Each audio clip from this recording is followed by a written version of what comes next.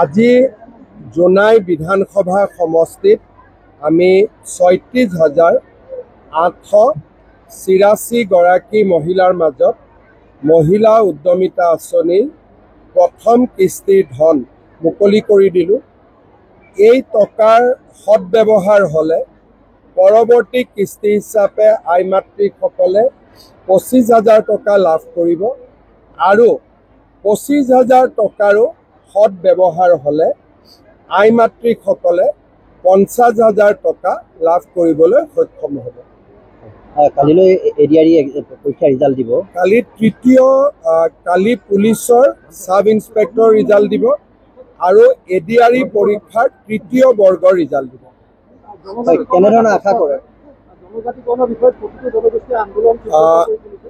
যোৱাকালিও মই মৰাণ ৰাইজৰ লগত বহিছিলোঁ। 12 তাৰিখে মটক ৰাইজৰ লগত বহিম আৰু অন্যান্য চুতীয়া জাতিসকলকো মই আলোচনাৰ বাবে মাতিছোঁ। টাই আহোমকো আলোচনাৰ কাৰণে মাতিছোঁ। চাহ বাগিচাৰ লোককো আলোচনাৰ কাৰণে মাতিছোঁ। সমস্যাটো সমাধান কৰাৰ বাবে আমি প্ৰচেষ্টা হাতত লৈছোঁ। 25 নৱেম্বৰ তাৰিখে মন্ত্ৰীসভা গোটৰ প্ৰতিবেদন আমি বিধানসভাত প্ৰস্তুত কৰিম। চৰকাৰীকৰণ আইন 2017 মতে যিসকল প্ৰাথমিক পৰ্যায়ত টেট কোৱালিফাইড শিক্ষকসকল আছিলে তেওঁলোকৰ নিযুক্তি কেতিয়া হ'ব? নিযুক্তি যিমান পোষ্ট ওলায়, কালি পৰহিতো নিযুক্তি এলিমেণ্টাৰী এডুকেশ্যনৰ ৰিজাল্ট ওলাব। পদোন্নতিৰ বিষয়টো মই নাজানো, ৰনোজ দাক সুধি ল'ব। কাৰণ পদোন্নতিটোতো খুব সম্ভৱ হেডমাষ্টাৰৰ পদোন্নতিটো হাইকোৰ্টে ষ্টে কৰি থৈ দিছে।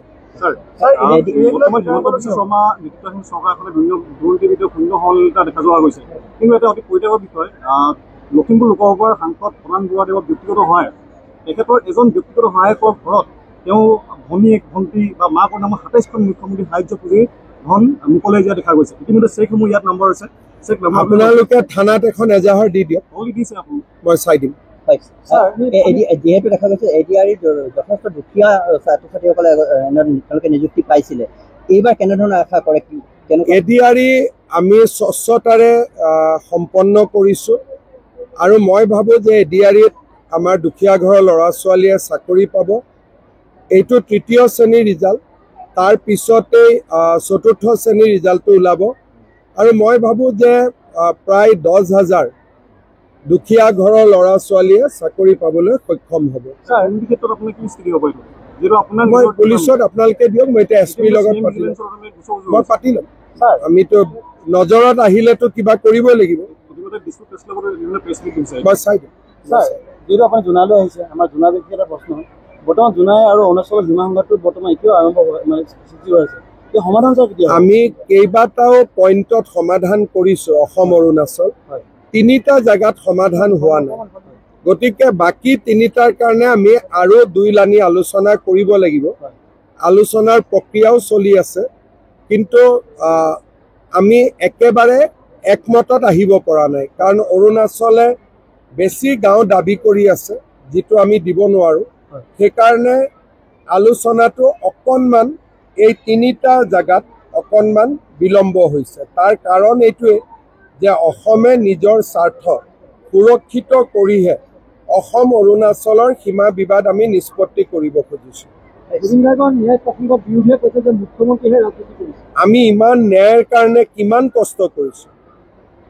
গোটেই ন্যায় আজি মানুহে কয় জুবিনক ন্যায় দিয়ক, ন্যায়টো আমিয়ে দি আছোঁ। আজিলৈকে শ্যাম কানু মহন্ত গ্ৰেপ্তাৰ হ'ল, সিদ্ধাৰ্থ শৰ্মা গ্ৰেপ্তাৰ হ'ল, যোৱাকালি সন্দীপন গাৰ্গ গ্ৰেপ্তাৰ হ'ল, শেখৰ ভূঞা গ্ৰেপ্তাৰ হ'ল, অমৃত প্ৰভা গ্ৰেপ্তাৰ হ'ল।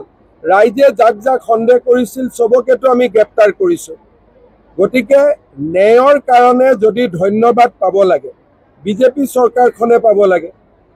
আজিলৈকে কংগ্ৰেছে কাক ন্যায় দিব পাৰিছিল, কিন্তু আমিতো তুৰন্ত ন্যায় দি দিলোঁ আৰু প্ৰক্ৰিয়া চলি আছে।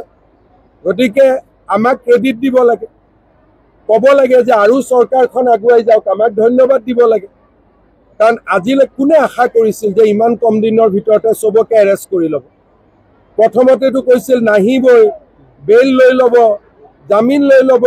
হিমন্ত বিশ্ব শৰ্মাই নাটক কৰি আছে, আমিতো ক্লিয়াৰলি চবক এৰেষ্ট কৰি দিলোঁ। গতিকে ন্যায় কোনে দিছে? বিজেপি চৰকাৰখনে দিছে। আজি বিজেপি চৰকাৰখনে জুবিন গাৰ্গৰ কাৰণে যিমান কৰিছে, কংগ্ৰেছ থাকিলেতো তাৰ 10% নহ'লহেঁতেন। ভূপেন হাজৰিকাৰ সংস্কাৰ কৰিবৰ কাৰণে মাটিখিনি বিচাৰি ওলাওঁতে তেওঁলোকে 3 দিন লগাইছিল। আমিতো চব কৰি দিলোঁ। ভূপেন হাজৰিকাক শেষকৃত্যত সন্মান জনাবলৈ এজনো কেন্দ্ৰীয় মন্ত্ৰী অহা নাছিল। গতিকে জুবিন গাৰ্গৰ ক্ষেত্ৰত বিজেপিয়ে যিমান কৰিছে সিমানটোতো ভাৰতত উদাহৰণ নাই ইমান কৰা। গতিকে মই ভাবোঁ যে ৰাইজে আমাক ধন্যবাদো দিব আৰু আমিও আমাৰ দায়িত্ব পালন কৰিম, সম্পূৰ্ণ ন্যায় আমি প্ৰদান কৰিম। দুৰ্নীতিৰ ভিতৰত স্থিতি কি হ'ব আপোনালোকৰ? নে কিবা ব্যক্তিগত কিবা আছে নেকি? নাই নহয়, তেতিয়াহ'লে হৈ গ'ল আৰু মোক ক'লেতো মই শুনি ল'লো। পূৰ্বেও জোনাইলৈ আহিছে, আজি প্ৰথমবাৰ আহিছে আপুনি 4 লেন ৰাস্তাৰে পথেৰে আহিছে, আহি অনুভৱ কেনেকুৱা? নিৰ্ধাৰিত সময়তকৈ আগত ৰাস্তা সম্পূৰ্ণ হৈছে। প্ৰধানমন্ত্ৰী ডাঙৰীয়াক ধন্যবাদ জনাইছোঁ। আৰু আপোনালোকে জানে যে এতিয়া কাজিৰঙাত এলিভেটেড কৰিডৰো হ'ল, 2 এদিনতে টানেলৰো অনুমোদন হ'ব। অসম চাৰিওফালৰ পৰা বিকাশৰ পথত। ছাৰ এটা অন্তিম প্ৰশ্ন, ছাৰ অকল জোনাইৰ কাৰণে সুধিছোঁ। আপুনি শীতকালীন অধিৱেশনৰ সময়ত আপুনি এটা ফেচবুক কৰিছিলে যে জোনাই প্ৰবাহখন বন্যপ্ৰাণী অভয়াৰণ্য ঘোষণা হৈ গ'ল। ছাৰ কাগজে কলমে ছাৰ কেতিয়া হ'ব ছাৰ? মই এবাৰ চেক কৰি দিম, কিন্তু কৰাটোতো কোনো অসুবিধা নাই। আৰু ডেফিনেটলি মই যদি ফেচবুকত লিখিছোঁ তাৰমানে ডেফিনেটলি কিবা আগবাঢ়িছে, মই চেক কৰি দিম। ছাৰ কাগজে ক'লে মানে পাম বুলি আশা কৰিছোঁ। একদম হৈ যাব। হ'ব, সকলোকে ধন্যবাদ, মই চাই দিম।